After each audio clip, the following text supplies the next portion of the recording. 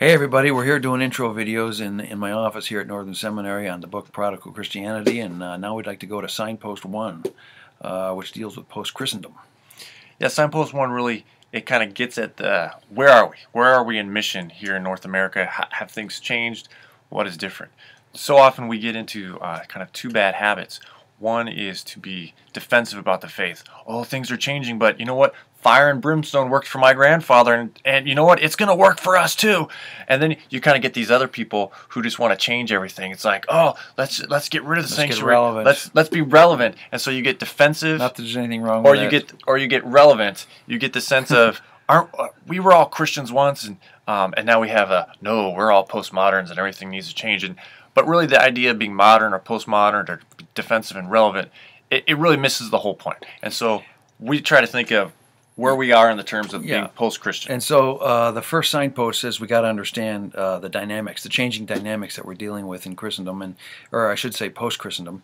And we propose three posts: post-attractional, post-positional, meaning post after having positional authority in the world, and post-universal language.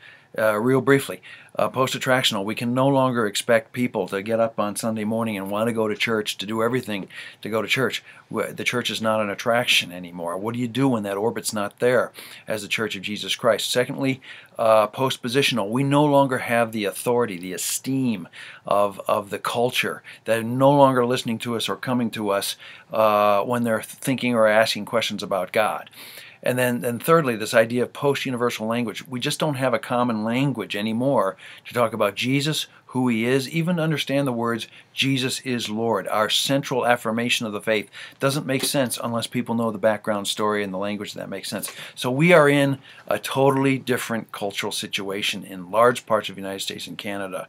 And Signpost 1 helps lead us into that. And the good news is that we aren't left alone to figure this out on ourselves, but rather these aren't problems that we need to solve, but they're opportunities to learn how to follow God again. Because really, Jesus himself, he didn't exert positions of authority over people. He didn't rest on an attractional ministry, but he was always going out to different villages and ministering to people. And he didn't rely on some sort of universal message, but rather God became flesh and dwelt amongst us and gave us hands and feet to understand him. And that's what we try to get at in the first chapter of Prodigal Christianity. Prodigal Christianity.